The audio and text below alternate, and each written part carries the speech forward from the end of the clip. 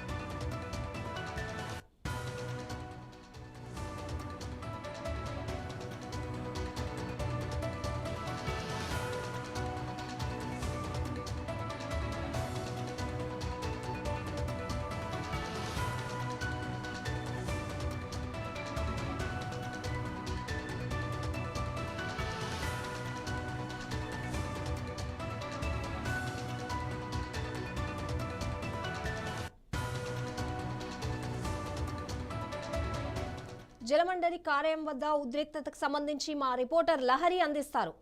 లహరి, జలమండలి శాఖ కార్యాలయంలో LB Nagar MLA Venkata Sudheer Reddy నిరసన కార్యక్రమం చేపడుతున్నారు. ఎందుకంటే బోలలో నీళ్ళు లేక మంచినీరు సరఫరా లేక చాలా మంది ప్రజలు ఇబ్బంది పడుతున్నారంటూ కూడా నిరసన కార్యక్రమాలు చేపడుతున్నారు. సో వారితో మాట్లాడే ప్రయత్నం చేద్దాం. మా ఎల్బీ నగర్లో కూడా వందలాది కాలనీలో రోజు మాకు ఫిర్యాదులు అందుతున్నాయి. మాకు నీళ్లు సరిగ్గా వస్తలేవు అని చెప్పి ప్రజలు గగ్గోలు పెడుతున్నారు. అయినా కానీ ఈ ప్రభుత్వం నిమ్మకు నీరెత్తినట్టు ఉన్నది. 2 నెలల నుంచి అధికారులను మేము అడుగుతా ఉన్నాం, నీరు ఎండాకాలం వస్తుంది, జాగ్రత్తగా ఉండండి, ముందస్తు ప్రణాళికలు వేసుకోండి అని చెప్తున్నాం. కాబట్టి అనుభవ రావిత్యంతో ఈ ప్రభుత్వం పట్టించుకోకపోవడం వల్ల ఇలా ఈ సమస్య పెద్దగా కూర్చుంది. ఇలా 750 MGD అవసరమైన చోట ఇలా కేవలం 550 MGD సరఫరా చేయడం వల్ల ఈ ప్రాబ్లం ఏర్పడ్డది. కాబట్టి ఇకనైనా మేల్కొని ఇలా ఈ సరఫరాని మెరుగుపరచండి, ప్రజలని నీటి ఇబ్బందుల నుంచి తక్షణ విముక్తి చేయండి అని చెప్పేసి కోరుతా ఉన్నాం. 12,000 ట్యాంకర్లు మేము వాడుతున్నామని చెప్పి గొప్పలు చెప్పుకుంటున్నారు.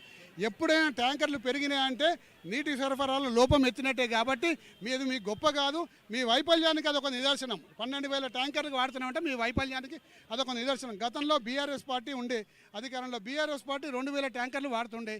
ఇలా 12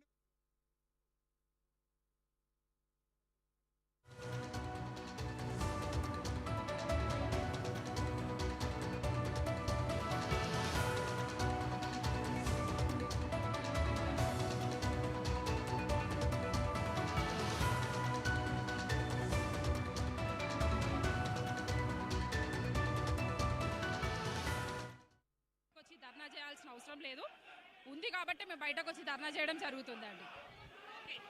మొత్తం మీద అయితే వాటర్ సమస్యతోనే మేము ఇక్కడికి వచ్చాము. సో అనేక రకాల నగర వ్యాప్తంగా, గ్రేటర్ వ్యాప్తంగా అన్ని చోట్ల కూడా నీటి సమస్య ఉందని చెప్తున్నారు. సో మ్యామ్, మీరు ఎక్కడి నుంచి వచ్చారు, ఏంటి వాటర్ సమస్య ఎలా ఉంది? అంటే బోర్ నీళ్ళు రావట్లేదు. మేము ఎల్బీ నగర్ నుండి వస్తున్నామండి. అయితే బీఆర్ఎస్ గవర్నమెంట్ ఉన్నప్పుడు నీళ్లు, నిధులు, నియామకాల గురించి మనం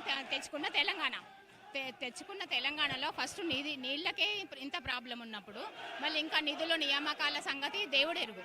వాళ్ళు ఇచ్చిన గ్యారంటీలది అసలు పత్తా లేదు. 6 గ్యారంటీలు ముందు పెట్టుకొని గెలిచారు, కానీ కనీస అవసరాలకి మహిళలకి నీళ్లు కూడా సరిగా రావట్లేని పరిస్థితి. కరెంటు కూడా ఇదే పరిస్థితి. ఇంకా స్టూడెంట్ వాళ్ళకి చెప్పని అవసరం లేదు, ఫీజులు ఎక్కువ పెరిగిపోయాయి.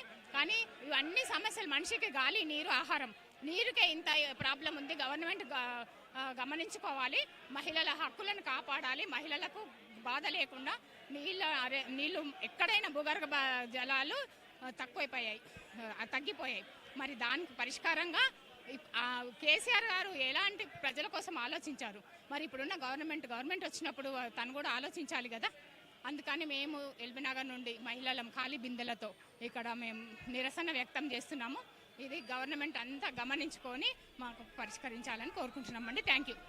ఎస్ నీళ్లు నిధులు నియామకాలంటూ కూడా బీఆర్ఎస్ హయాంలో కేసీఆర్ చేసినటువంటి వ్యూహాత్మక రచనలు అలాగే ప్రత్యామ్నాయాలు ఏవైతే ఉన్నాయో అదే రీతిన ఆలోచించి కాంగ్రెస్ హయాంలో కూడా ఎలాంటి దాహార్తిని తీర్చే విధంగా ఆలోచించాలి అంటూ కూడా కొంతమంది మహిళలు చెప్తున్నారు. అలాగే గ్రేటర్లో ప్రతి చోట కూడా బోర్ నీళ్లు పడక చాలా వరకు కూడా భూగర్భ జలాలు అడుగంటిపోయి చాలా చోట్ల కూడా ఇబ్బంది పడుతున్నారు ప్రజలు. అలాంటి చోట్ల ఖచ్చితంగా వాటర్ ఇష్యూస్ అనేవి ఉంటాయి కాబట్టి ప్రత్యామ్నాయంగా వేరే చర్యలు తీసుకొని వాళ్ళకి దాహార్తిని తీర్చే విధంగా వాళ్ళు చర్యలు తీసుకోవాలి తప్ప చాలా మంది కూడా ఇబ్బంది పడుతున్నారు. ఎక్కడెక్కడ ఇబ్బంది పడుతున్నారు, ఎలాంటి చోట్ల ఇబ్బంది పడుతున్నారు, మెయిన్గా వాటి ఇష్యూస్ని రేస్ చేసి అక్కడ నీళ్ళ కొరత లేకుండా చేయాలి. కానీ చాలా వరకు సమ్మర్లో నీటి కొరత అనేది ఎక్కువగా ఉంటుంది. సో ఈసారి చూసుకోవచ్చు 12,000 వాటర్ ట్యాంకర్లు సరఫరా చేశారంటే ఏ మేరకు వాటర్ ఇష్యూస్ అనేటివి ఎక్కువగా ఉందని అర్థం చేసుకోవచ్చు. అంటే బీఆర్ఎస్ హయాంలో మనం చూసుకోవచ్చు 2,000 ట్యాంకర్ల వరకే సరఫరా చేశామని అంటున్నారు బీఆర్ఎస్ వాళ్ళు.